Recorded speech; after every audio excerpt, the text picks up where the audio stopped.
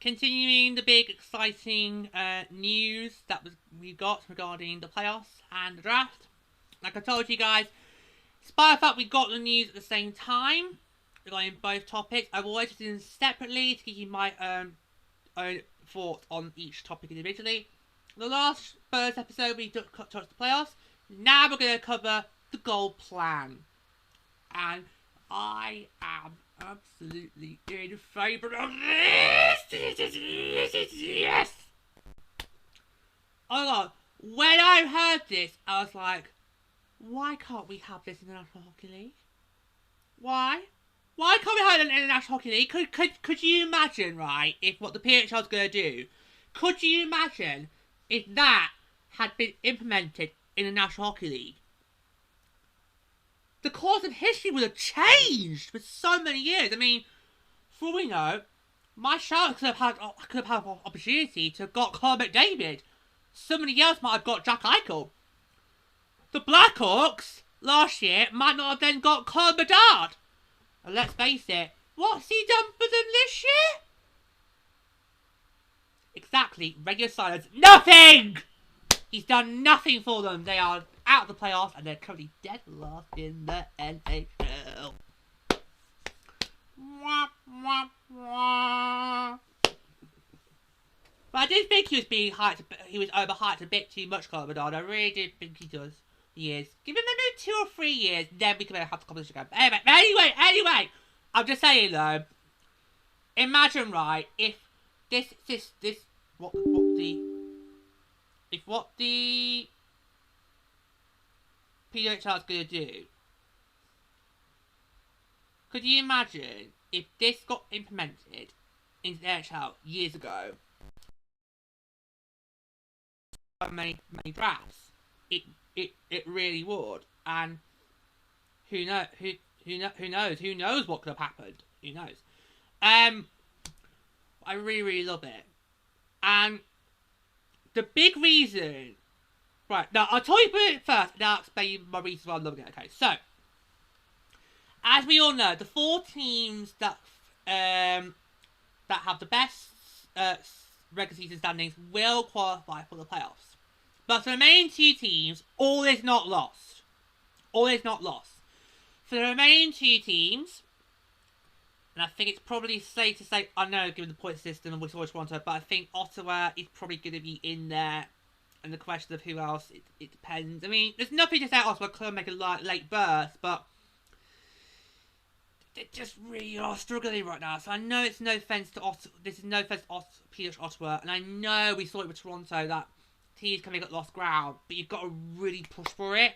And Toronto, as we saw in February, really have. But yeah, so I think Ottawa might be in this for a shout. Yeah, but the 2 teams that do not make the playoffs, for them, there is still an opportunity for them to come away with something out of this season.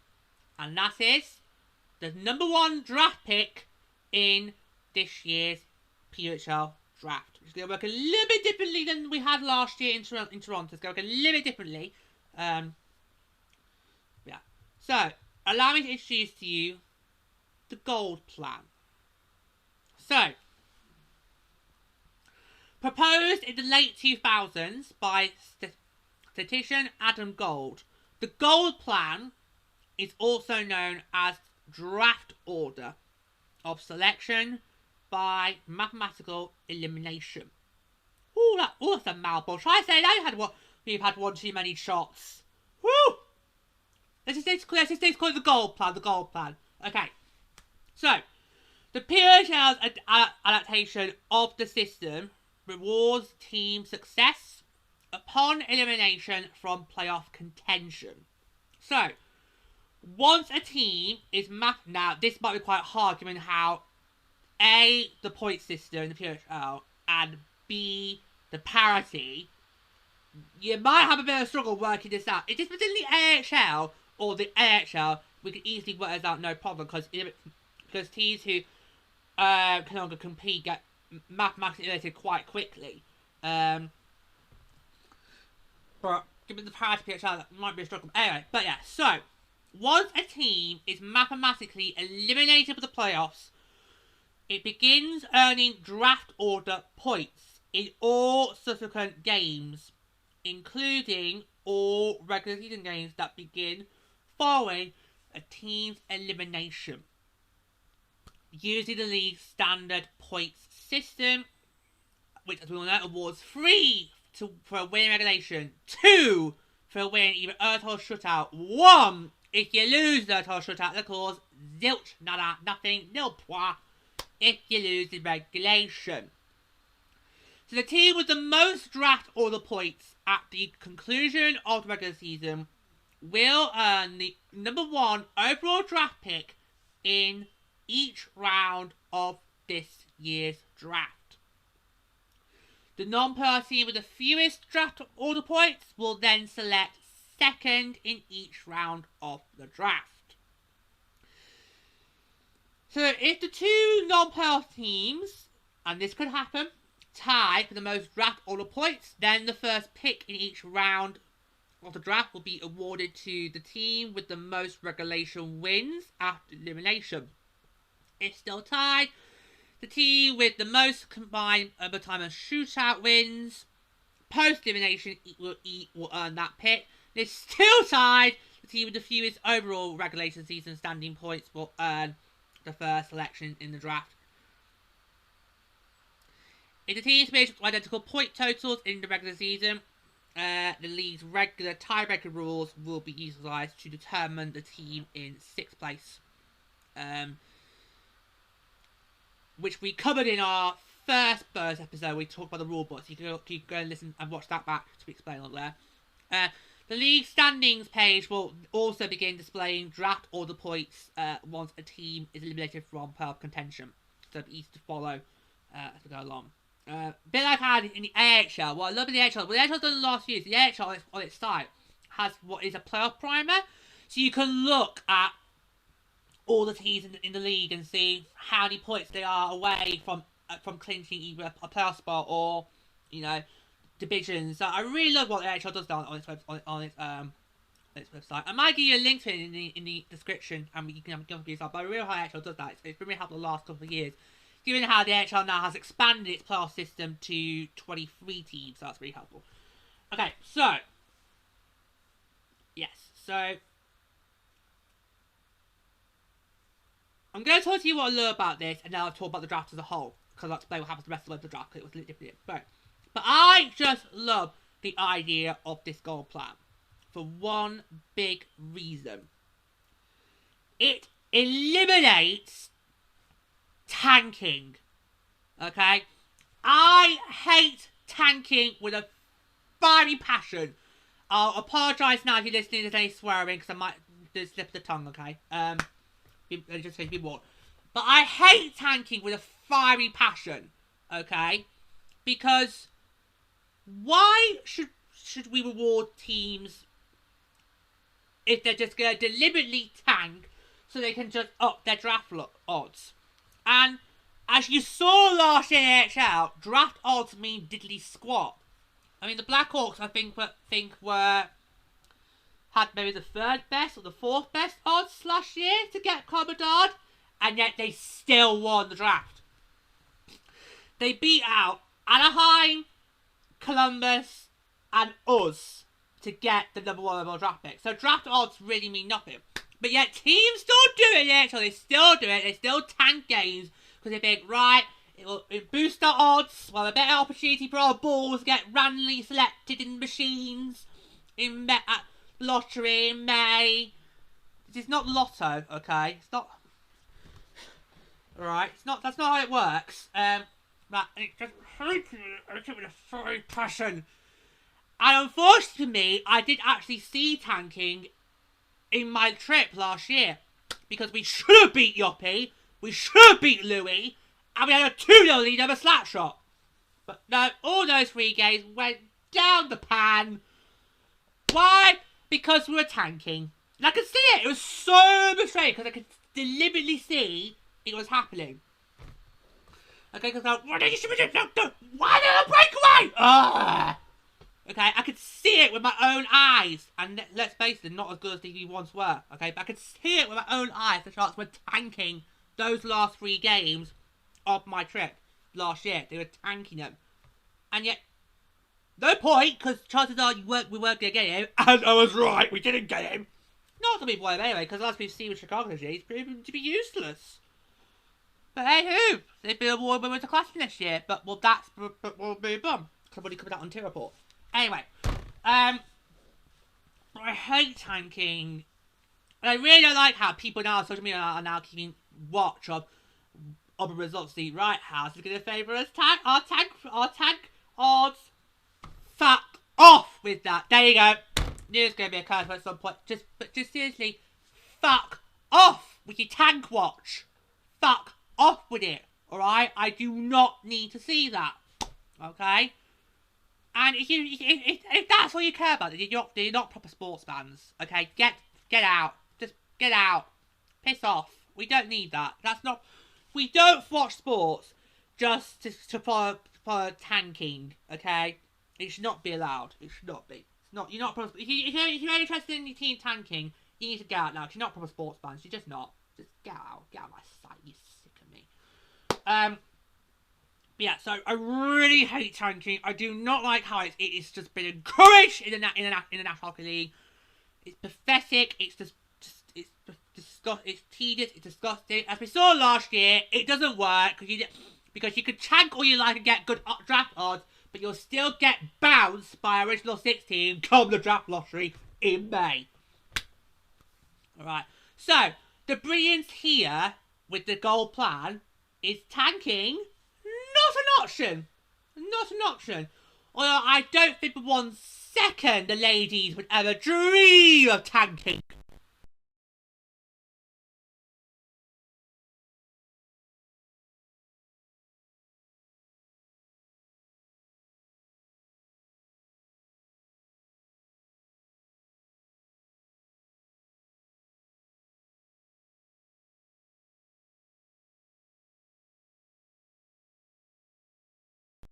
I'm watching all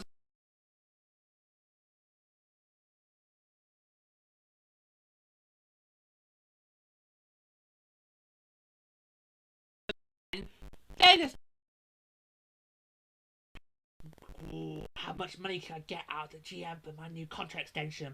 Or, have I done enough to get to the All-Star weekend? Oh, we're going to tank today! Yay! Right.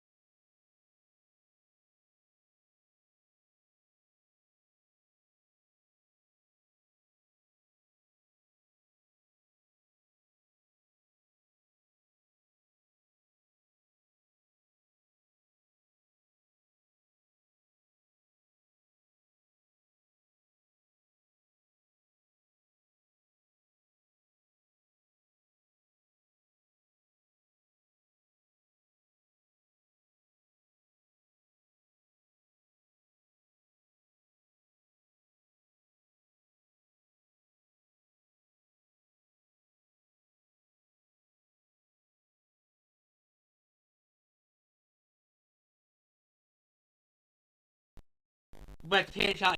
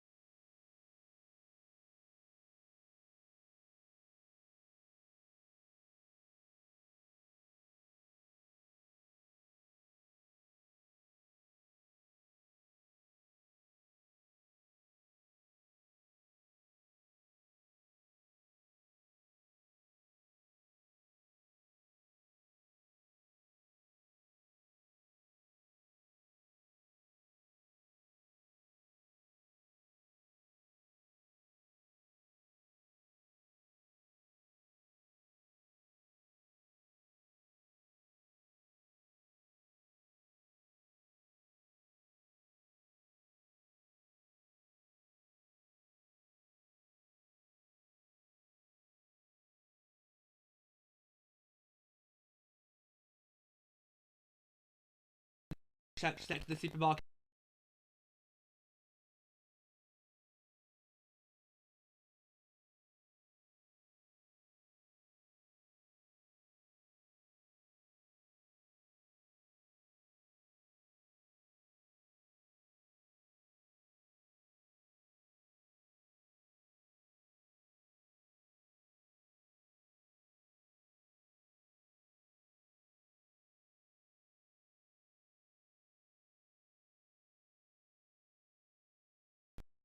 I can.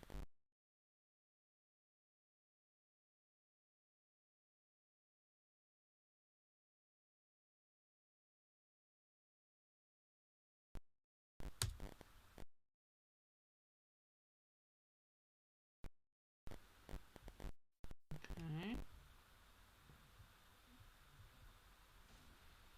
Just bear with.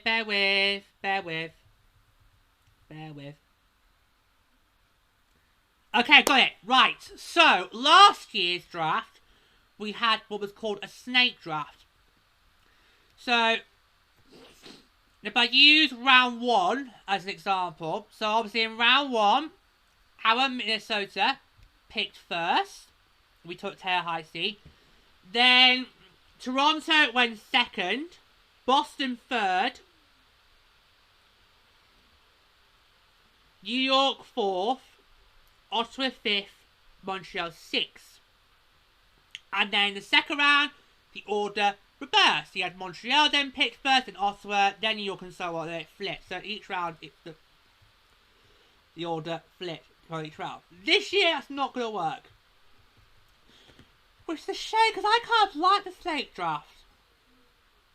I really did. I actually thought the snake draft was a really good way, particularly how this was to select rosters for the inaugural campaign. I kind of thought the snake draft kind of worked, because everybody had a fair shout in the order. It wasn't kind of unfair on certain teams, because that team would always pick this one. I think it worked better. So, I'm not sure the PHL thought this right. I think the snake draft should have stayed. But this year's PHL draft will take place in June, and it will consist of just 7 rounds with 42 selections to be made in this year's draft. We don't know when it's going to be held yet. We'll know that probably near the time, because we are going to do an episode covering the draft picks made by Minnesota. So keep an eye out for that over the summer. So, while draft order points using the gold plan will assign the first and second overall pick selections, picks 3 through 6 will be determined among the 4 playoff teams based on the reverse order of the regular season standings. Right.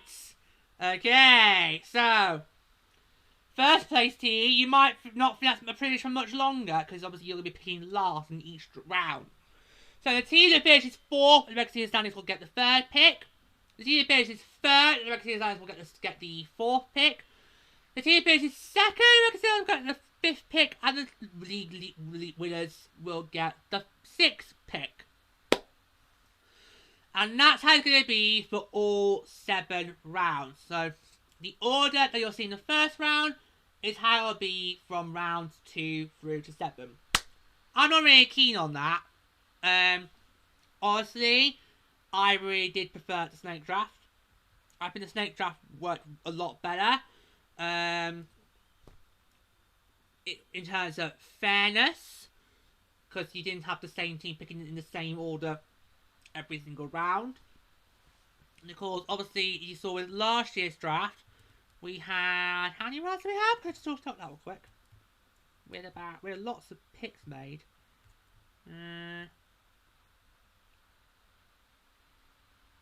Right. In last year's draft, you had 15 rounds. It was massive. But you gotta remember, this obviously was to, you know, fill the inaugural rosters. So, make do. Yeah, so last year had 15 rounds. We're down to 7, which is more of a traditional draft format. That, of course, is the current standard in the LHL. But, of course, not as many picks to be made. So, obviously, not as many teams. But, baby steps. We're still growing. We're still growing the sport, okay? Okay. We're a long way off from the heights of the NHL, okay? And honestly, we don't ever get there. I'm happy to have expansion talks to PWHL, but it's got to be it's got to be right time, right places, and we also need to have a cap. We do. If the NHL's doing one thing when it comes to expansion, we get to those talks, we're going to need to have a cap. Otherwise, we'll just like Guy Benton just want to keep growing until every single state in America's got a team. Maybe that's his goal. Maybe that's why he keeps talking about expansion. Anywho, back to the PHL draft. Yeah. So I'm not really kind of a fan of the way this all's going to work, but hey, we tried a state draft last year. We're going to try it this year, and then who knows? Maybe in 2025 can choose which of those are the better models to go with. Yeah. So, but the team that finishes first overall, you might want to hold off popping the champagne corks because, yeah, you came top of the league. Yes, you get to choose your player opponent, but you're going to be picking last in every single round of the draft. So, maybe you want to hold the champagne corks, but hey-ho.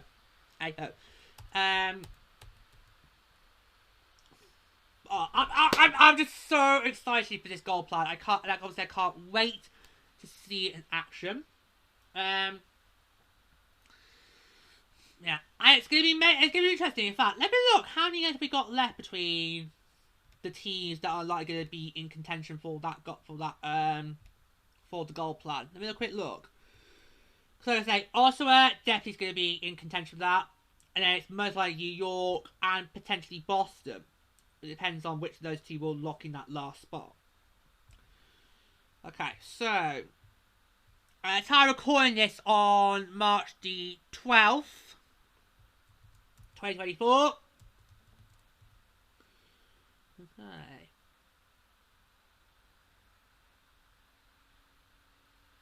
Oh, we haven't got. Oh, not many left. Not many left. We've got.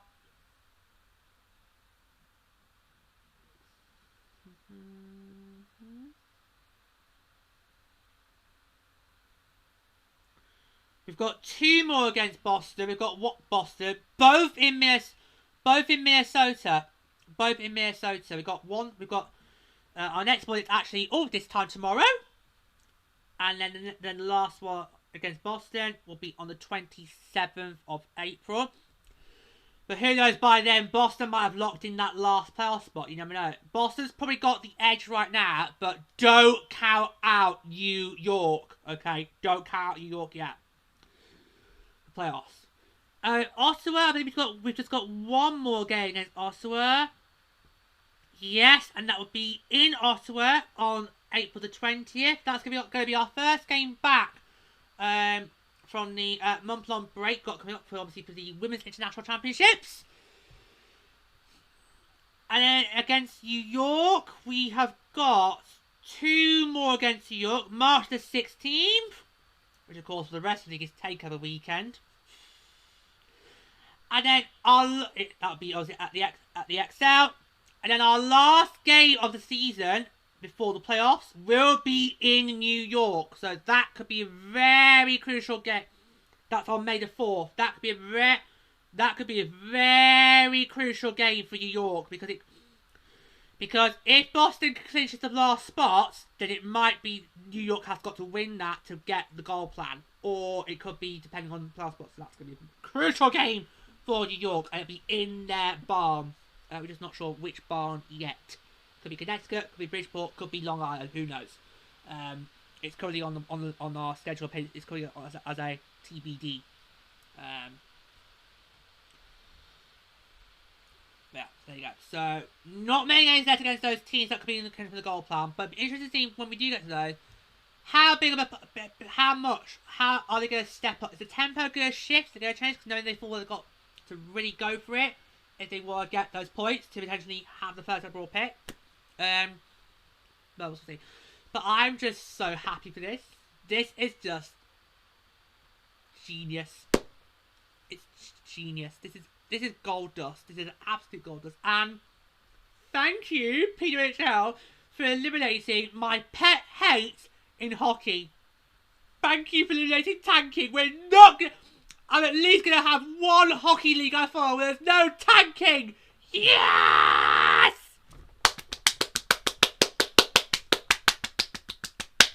Take note, Guy Bettman. Take note. Take note. Okay? You could learn a lot from the PWHL. Take note. Take note. Alright? We do not want to see tanking. Ooh, yes. Motor's running high, you can see. And from the Terminal Boys, if you're listening to us, just so happy for it. But yeah, so really exciting, and just another by example of how innovative and creative the PWHL truly is shaping up to be.